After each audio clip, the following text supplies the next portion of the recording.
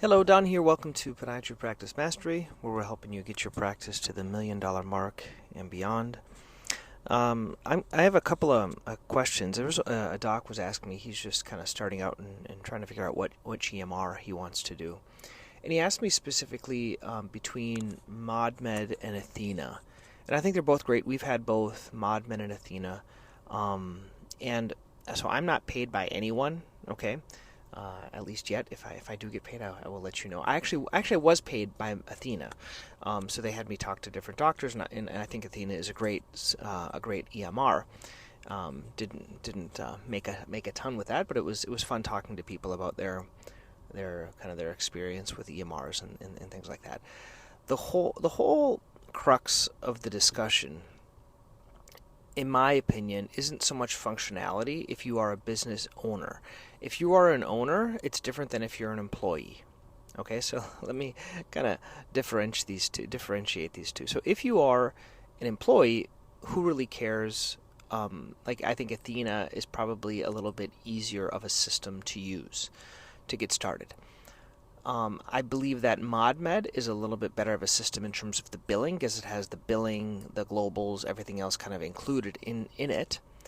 But the real crux of the discussion is the percentage. So the percentage that they do through the clearinghouse, and if they do cash pay items. And this is the whole crux, I think, for anything. So Athena took a percentage of everything, and we had about 25% cash pay treatments, so Shockwave, orthotics, things like that, about 25%, and it got to be really, really expensive. That's the reason we switched to ModMed. So if you are going to have a high cash pay practice, I would switch to ModMed, because all the cash doesn't show up, and there's no percentage that's taken out. It's only what's billed through insurance. So that is my recommendation in terms of, it's not specific to ModMed, it's any EMR that you're looking for. If they can carve out the cash pay, I think it's going to be better for you. What was and we brought this up to Athena, and they said, well, you're still using our EMR for all that cash pay work, and that's why we think you have to pay us. I disagree, and there are some others that will carve that out because they're not doing any per se work for that. The way ModMed gets around it is they charge us a monthly fee for the actual EMR to use it, and then they charge us a percentage of our billing only. Now, the second thing you have to look in, and this is something I've been realizing lately. So, for example, a lot of these treatments that we charge insurance for and goes through the billing might actually cut away a lot of the profit. So let me give you some examples. So I used to do a little bit more wounds, and we had a product called Dermagraft that I was using. This is years ago. I don't really do much anymore.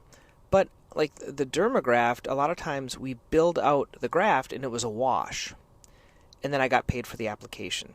Qutenza is kind of a similar thing. We'll bill out how many $1,000s the Qutenza is if we do something called a buy and bill. So we will buy it and then we will bill the insurance. But you have to calculate in there. Let's say it's $7,000 for Qutenza, and they're going to reimburse you $6,500. Now, if our percentage is like 4%, okay, it's going to cost us, right? What is that? 7, 14, 20, like $300 or so for that if it's a 4% thing. And so if your reimbursement is only $300 or $400 or $500, you might make a little bit on it, but you have to be careful you don't go in the negative, because they're still going to take their percentage of what's reimbursed for the Qutenza. So if they're going to take their 4% of what it's reimbursing. So I think a lot of times these buy and bill things, such as grafts, I know they try to guarantee it, but you have to be careful of what percentage you have as well, because they're going to get a percentage of that that graft. Okay, so that is my takeaway on kind of ModMed versus Athena. Now, there are other EMRs. We looked at eClinicalWorks. We looked at a lot of these other ones, and they're very good systems as well. I'm not sure about the billing component of it, but they're really good. This is just the one we opted on. But I did do tours of some of these other EMRs that other podiatrists. I'm not specific to one. This is just the one that we chose. Another question a doctor was asking, and I get this multiple times, is if I'm just starting out, which Shockwave should I buy? There are so many competitors now, right? There's Zimmer. There's some people, they buy these things from China. There's the Storts. There's the Softwave. I just say this kind of over and over again. If I had not much money and I was starting out, for 15 to 20,000, you can get a Radial machine. You can do 80%, which is a Storts device. You can do 80% of everything we do. If you want to do more bone type of things, non-unions or delayed healing of bone marrow edema, then you need more of a focused or a non-radial device. That could either be Softwave or that can be the focused Storts device. So I personally, and another thing, I think education has to do a lot of it. So I think I'm more of a Storts guy, only because I've been to like 3 of their conferences, and they get me to go to these conferences every year, and I learn more about their system. I think if Zimmer had their own conference, I would go to that, or if Softwave had their own conference. And now there is the new American Academy of like Shockwave here in the U.S., and so they do have all these other ones. So I think the more you go to the conferences, the more you get comfortable with the machines, and the more I get comfortable with my machine, I don't want to do someone else's machine. That's, I think, one of the benefits for us owning 2 different non-radial devices, so we get to see how each one of them works. So if I was starting out and didn't have money, I would do just the Radial, and just realize you don't have the full access to some of the other things. If I could only buy, when I had money and I could buy one, I would do only the focused Storts, only because it has a lot more pulses in it, and I just like that. And because it's a little bit smaller of a head, like the pinpoint region. But then, like Softwave is very good too. We're using Softwave. It's just got a little bit bigger of a head on it, so it's hard to get into some smaller, like for example, second MPJ types of issues. It's kind of small for that. But I'm using it for a lot of other things. So that's that last question. I want to give a little shout out to Melissa. I've been asking people, hey, what's working for you for your practice? And she was telling me, and this is something I've never done, but she does a Google AdWords for ingrown toenails. And what she does is she uses the keywords would be infected ingrown toenail and ingrown toenail. Now, it's interesting. If you search for ingrown toenail, there's not many people competing to get business for ingrown toenails. I just thought about that. Like, if you search plantar fasciitis or Achilles tendonitis, there's tons of people trying to sell, like Dr. Scholl's and all these other hospitals and all these other people. Everyone wants that, but no one really wants ingrown toenails. Not that we don't want it, but like no one's advertising for it. So I think it's going to be easier for you to rank for less money for something. And the way that Melissa does it is she has a package, which I really like. So, for example, I'm assuming if insurance covers it, you just do the regular insurance method. But I like the idea of having a package if someone is self-pay. So what's the package? It's the consult, it's the procedure, which would be an IND or maybe a matrixectomy, and then the follow-up visit. And then all the post-op products. So, for example, if you're doing maybe a matrixectomy, you're going to do the Emerigel kit. And I know that some other doctors, if they do an IND, they'll have like a gentamicin package with some Band-Aids and some gauze and things like that. And she also does a topical antifungal. So I like this idea of packaging everything. And her price for the first nail is $4.99, and the second nail or 2 nails is $6.99. So I like this idea. And if I was looking at my cash pay prices. So what I usually charge, let's say for cash pay patients when they come in, I don't have a ton of them, but I do $200 like for like a level 3 new patient. And then if they do a procedure, it's discounted by 50, so it's $150. And then the procedure, like a partial nail avulsion or an IND, is about $200. Matrixectomy is a little bit more, so $200 for the first nail, so that's $350. And then let's say a follow-up for $150. So it gets to be about that same amount, but I like the packaging and the including of the products all together in one. I think patients appreciate that. So I really want to give a shout-out to Melissa for sharing that. So if you have other ideas that were working for your practice, let me know and I will share them. Okay, so this is a recording of a Thursday. And now I did not have Murali, my regular scribe. He's a little ill, so I have Krishna. And so Krishna is they call him a senior scribe, but he's not as good as Murali. But he's doing okay, but my life didn't suck as bad. So let's go. First patient was a 38-year-old male for a left matrix. So I do the matrix, they get the post-op kit, the Amerigel kit, and I do a 10-minute slot for a follow-up in 3 weeks. The next was a 34-year-old man with a tinea, and he also had a wart. So the wart, we did cantharidin, so lesion destruction, office visit, and we did a imiquimod, and we did a prescription for his tinea pedis as well. I'm going to see him back in 2 to 3 weeks for another cantharidin treatment. I went over my whole wart treatment process, and that's the one that he chose.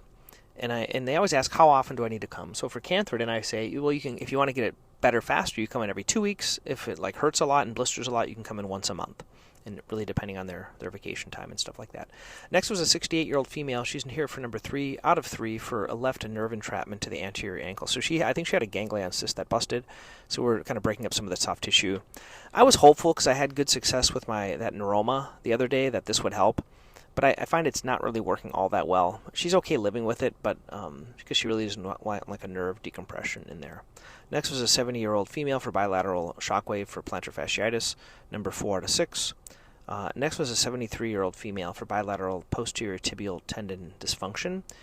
She already has bilateral AFOs, so I usually do like a medial blaze AFO for this. And she also has her orthotics, and so she was here for an orthotic follow-up. I'm going to see her as needed. Now, in the past, when I used to start out, they would come back every year. I just find that a lot of these yearly follow-ups, I don't really do much for them. So I just say that I'm available when they need me. The braces usually last 5 years, the orthotics as well, and I'll just see them as needed. I'm not trying to fill up with these. This is just my way of doing it. I didn't start out this way, but I want to increase the profitability, so there's less follow-ups for these low-level visits. Next is a 77-year-old female. Did an x-ray for the bilateral feet. She has midfoot arthritis, and she has pain. She's had cortisones that really kind of hurt in the midfoot. Like when I give them, they hurt. She has the metcuneiform 2nd and 3rd arthritis. Talked to her about a meso brace, talked to her about an orthotic, and talked to her about Shockwave. She didn't want to do anything, but if she goes on vacation, she might come in for a cortisone, but I did go through those things.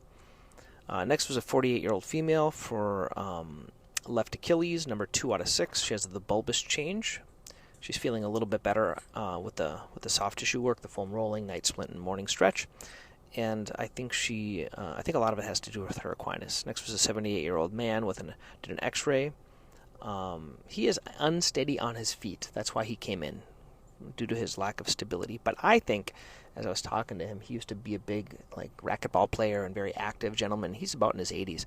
And then all of his friends during COVID died. And so he's just not active. He's not exercising. So I recommended he just go back and do more activity and get younger friends so his friends don't die. But I recommended physical therapy as well for him. But I don't think he needs orthotics or anything else like that. His walking is fine. He's just losing some of his strength as he's getting older. Next was a 63-year-old female for left plantar fasciitis. She had done a cortisone 2 months ago. She wanted to do that because it was covered by insurance. We did an ultrasound-guided cortisone. She had thickness in her fascia. She's back after 2 months. It only lasted about 7 days, and her pain come back, so I offered her another cortisone or Shockwave, and she opted for this Shockwave. So we set up 6 sessions of Shockwave for her, and I didn't have time to do it. I was just kind of busy. So I would usually do it the first time, but I set those 6 sessions up for her. Next was a 23-year-old man for a left lateral matrixectomy. He'll be back in 3 weeks for a 10-minute visit. 78-year-old female for left plantar fasciitis with equinus. Got my Pelto special, which is the night splint foam rolling and morning stretch. X-rays. I'm going to see her back in 2 weeks, and if it's not better, we're going to do an ultrasound and then start Shockwave for her. She wanted to try some things before she did Shockwave. Next, that was the morning, afternoon, 71-year-old man for a left first metatarsal. He has bone marrow edema that was diagnosed on MRI, possible stress fracture of the first metatarsal neck. Been that way for a long time, so we're on soft wave or non-radial Shockwave, number 3 out of 4. So he's starting to feel better. I do 4, and then I'm going to do a 2-month follow-up for that because that just takes time. Next was a 38-year-old for bilateral muscular dystrophy. So he has muscular dystrophy, kind of is in a wheelchair, unfortunately, already. He wanted for shoe recommendations and nail care, so we did nail care. Oh, I want to make a little shout-out / complaint. There was we got a couple of patients in the other day, my colleague told me. A lot of the doctors in our community are not doing nail care. There's one doctor that retired. His family kind of took it over, and they're not doing nail care. There's another doctor that lost a couple of their associates. They're not doing nail care. We're just finding a lot of people aren't doing nail care. And we do it, and we try to make it profitable. And I've mentioned this before. We try to put everyone in on the same time. We each have a half day we do it. And we make it profitable. Like this patient that my colleague saw, she did nail care, office visit, and then she's going to be set up for Qutenza as well because of her neuropathy. So we try to make routine care profitable when we do it. We don't do a ton of it, but but the way it was explained to the patient, we kind of chuckled. He said, "Yeah, I'm a surgeon, and I don't do nail care." And we're all kind of laughing. I guess that's a good way of getting out of doing nail care. So. Next patient was a first had ulcer, did ulcer debridement, sent her to the wound care center. I tend to send people to the wound care center just because I don't do a ton of wounds. I know a lot of you that might be listening do wounds, and in this case I did not. I probably could have done better by doing like a collagen dressing initially and trying to get this thing to heal and offload, but I didn't.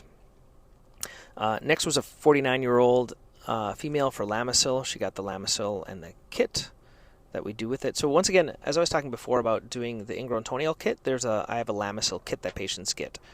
And I've been listening to a good podcast I was sharing with some people about doing by Alex Hormozi. He wrote a new book called Money Models. So if you're interested on his podcast called The Game, you can listen to his whole book. And there's a section on it called Upsells. And really, it's kind of like, wow, he just puts a name to what I think I'm already doing, or what a lot of us are already doing. So with the nail fungus, the way I present it is I say, well, we're going to just do this kit. You need the UV light, you need the shoe spray, and then you need the biotin, and that's all along with the terbinafine.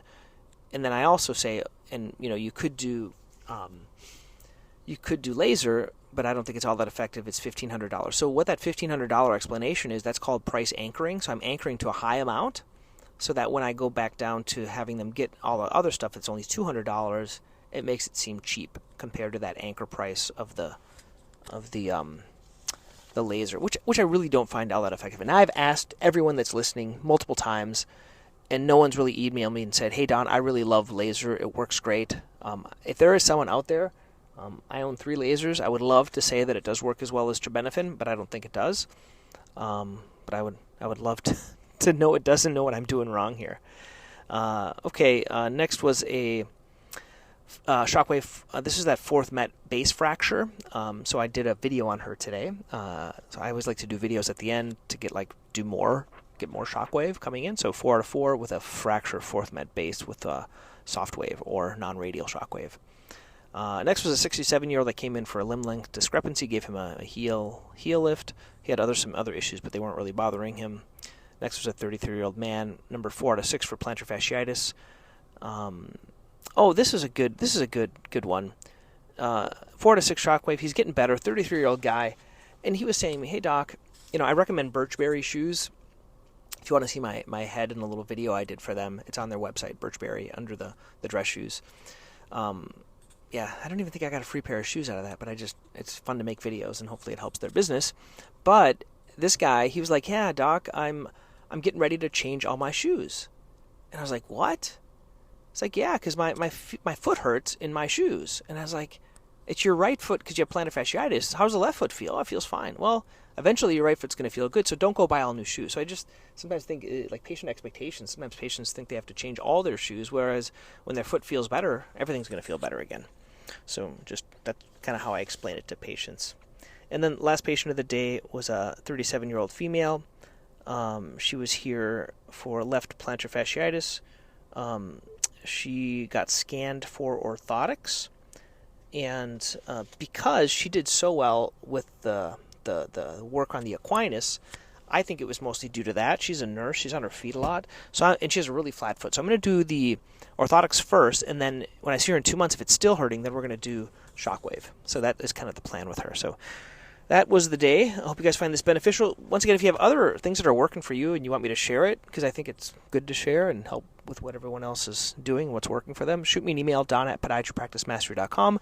Also, I am putting together a 6-month challenge. If you want like personal accountability and like a small group mastermind, reach out to me. Love to share more. I think it'd be nice to have a good group together to help. It's low change compared to how much it's going to benefit your practice. Okay, we will talk to you guys tomorrow. Have a good one.